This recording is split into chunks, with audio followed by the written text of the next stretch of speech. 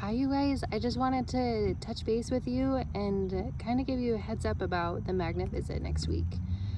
You guys are working on Monday, which is when we have our unit visit. Our unit visit is at 2:30 until 3 o'clock. So it's 25 to 30 minutes is what it'll end up being, depending on if they're running ahead or behind schedule.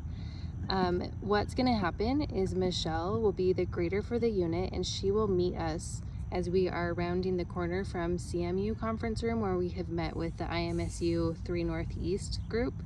And Michelle will meet us between H and I and take us to the conference room. If you are able to get off the pod, we have like Angela and Gabe will be helping to cover. If you're able to leave your assignment and come, we would love to have you. The more people that we have around the table in the conference room for our unit visit, the easier it is to like bounce ideas off of each other, not ideas, but stories, and share things. And it feels much more comfortable. So we would love to have whoever is able to come. This is a tip sheet that Gabe put into your boxes. I will also text it out to you. It has some things to know for the visit, things that would be helpful. How the magnet visit is they want to see how we are. They want to see that we really are a magnet facility and we function like a magnet facility, which we really do. We have so many great programs and a great culture at primaries. So just talking to that. I know when we had our mock visits with other units, when we finished their mock visit, they were all pretty surprised at how easy it was and how fast it went. And most of them were like, oh, well, that wasn't bad.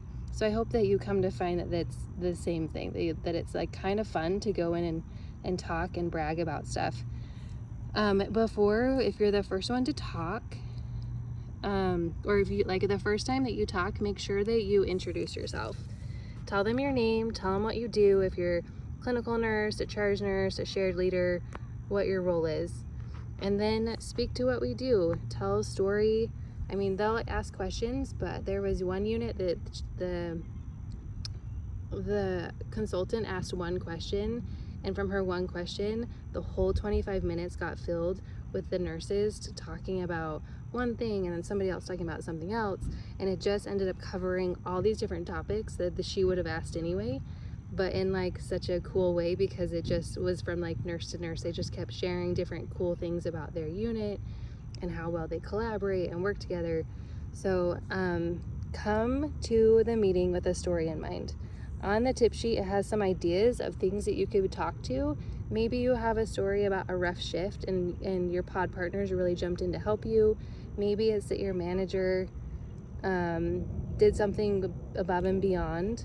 One question they typically ask is how you communicate with your manager, and how you're able to, like, if your manager listens and if they respond well. So kind of have some thoughts about that, and if you have examples and a story, that would be awesome too. Other things you could have a story about is think of a time that you collaborated with another disciplinary. Maybe it's IV team, it might be the Gen Surge NPs. You worked really well to solve a problem.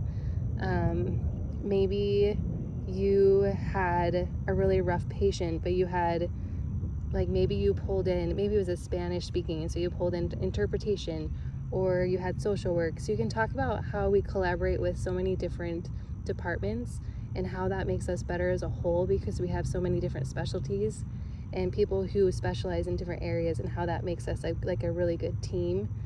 So you can talk to that.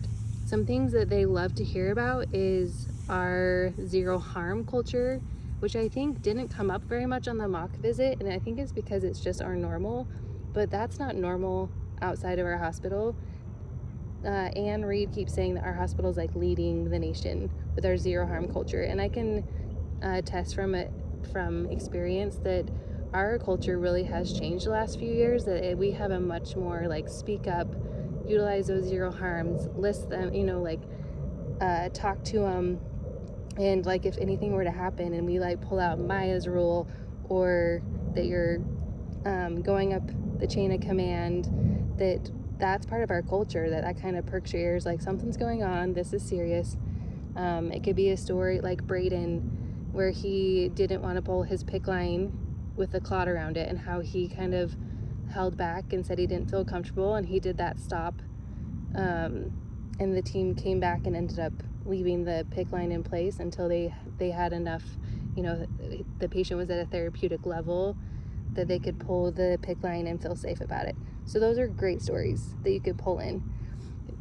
With our, like you can see, our PPMs, our ALICE, so all those words, they might ask us about our PPM, but if we talk about it and use those words in our stories, they're not going to ask us about it, because they'll see that our professional practice model is like in the works. Like, that's how we function, and we really do. If you look at those words, we advocate for each other, we advocate for our patients, we lead groups, we lead councils, we lead our, like, as we're like, maybe you're like a leader to your pod partner, innovate, we come up with all sorts of ideas and things that get implemented.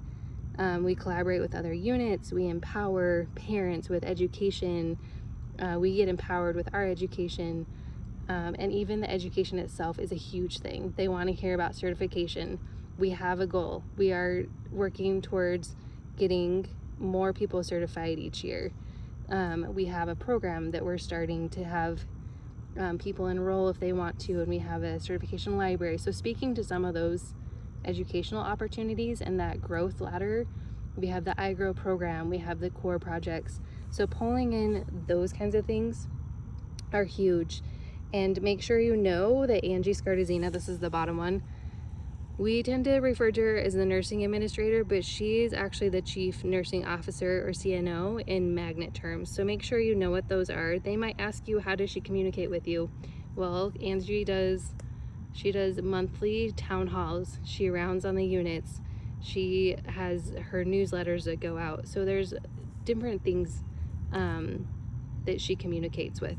So these are just some of the ideas off of this tip sheet. But really, if you can come and speak with confidence and speak to what you do every day, and if you don't feel comfortable bragging about yourself, brag about your neighbor. Tell what they do well, because sometimes it's easier to brag about somebody else. But come with stories and it'll be really fun. We'll be able to brag about what we do and how we work as a team. And I'm actually super excited about it. It was very fun to see how things went with the mock visit, and people did great, and you guys are going to do awesome. So please reach out if you have any questions. I will be reaching out as well, but let me know if you have any questions. We can talk through things, and I'm happy to, spend any amount of time that you want on this. Thanks so much. Bye.